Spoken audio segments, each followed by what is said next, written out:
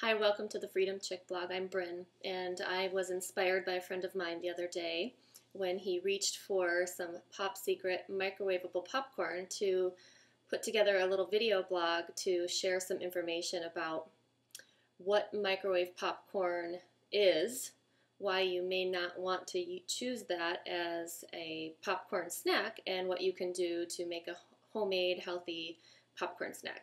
So I put together a little list, and you can view it on my blog site, freedomchick.com, titled 5 Secrets to Healthy and Tasty Popcorn. So I want to jump right in. First of all, genetically modified corn is most likely what you're eating if you eat microwavable popcorn. And there are a ton of resources if you Google search GM corn or genetically modified foods and dangers. I've also put together a list of 5 simple references that just reading the titles would probably steer you away from using genetically modified corn and genetically modified food for that matter. Secondly, the extra calories and trans fats in a bag of microwavable popcorn is also something that does not promote your health. There are about 600 calories and 15 grams of trans fat alone in one bag of Pop Secret, for example. Whereas if you made regular popcorn in an air popper, it would be about a third of that in calories. So making your own homemade popcorn is definitely a better alternative if you consider just those first 2 points.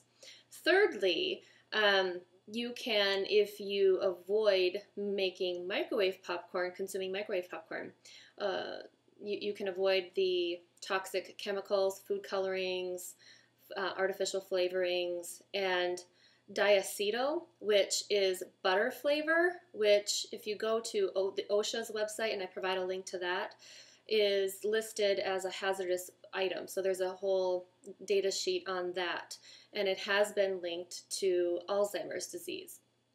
So that's number 3. Number 4, the microwave is probably not the best method to, while it's convenient, to cook your food, let alone water. And I provide, again, some links on my website to help you understand why. In fact, the microwave was banned, I believe, in the 1970s in Russia, where it had been developed. So you may want to consider getting rid of the microwave and using something else like an air popper or a kettle for this purpose, or even for your water, an electric kettle or just the old-fashioned kettle on the stove. And then finally, have some fun, be creative in the kitchen, and if you buy Pop Secret or some other microwavable popcorn, you're probably stuck with the few choices that they have, all of which are not healthy, and definitely don't give you the variety that you could create in the kitchen. So I wanted to show you what I just made is cinnamon popcorn. So I put a little bit of cinnamon and stevia, which is a no-calorie, all-natural sweetener. Some people don't like stevia. You can use other natural sweeteners. So you can be creative.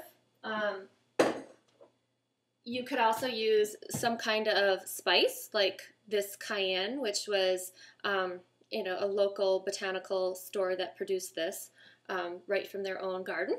So cayenne and cumin together would be a really nice combination if you want something spicy. You could also use some Romano and or Parmesan cheese grated finely in a food processor, and you could sprinkle that on top of your popcorn when you're done making it. So I'll just go over really quick how you would make your own homemade popcorn. I choose to use a kettle because I don't like to store extra appliances in my cupboards. And so I have an old-fashioned cast iron kettle, which I keep really well seasoned. And the first thing that you need to do to make your own homemade popcorn is make sure that you have a good supply of popcorn. I have a 5-gallon food-grade pail of organic popping corn. You can also store smaller quantities in a mason jar and seal the mason jar with, of course, a regular lid. And then if you have a large quantity for long-term storage, you can remove all of the air with a pump and seal. So I have a lot of popcorn, but being a farm girl or aspiring farm girl, everyone has to store in bulk, and it's a good idea, save money and be prepared. The next thing that you'll need is a healthy oil. I choose to use coconut oil, and I use about 2 tablespoons. It's a medium to high heat oil, and so that it doesn't create free radicals if you heat it up, as you need to do, obviously, to make popcorn quite high. So I use a couple tablespoons of coconut oil, a 1/4 cup of popping corn, organic, non-genetically modified, and put it in the kettle after the kettle has heated up. Leave the lid pop open just a tad so that the steam can get out and obviously splatters stay in. And after it's done popping, remove it from the heat right away and put it into a bowl. And of course, if you're going to use it afterwards to make something like caramel corn, homemade caramel corn for a treat for your child or yourself, you probably want to spoon out the corn, the popped corn, to make sure that you don't get any of the hard, crunchy pieces in there.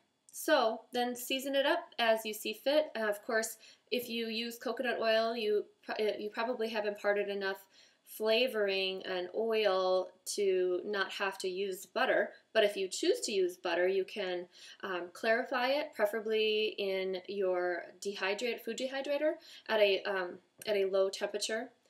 Or if you don't have time to do that, you can obviously heat it up on the stove and clarify it. You don't have to clarify it, but if you want to remove the proteins and make it more digestible, you can do that. So here's some clarified butter, so you can take a spoonful of that if you'd like, but again, you probably will not need it, but that is an option. So thank you so very much for visiting my blog, and I hope this information was helpful. Come back and see what the next post is going to be.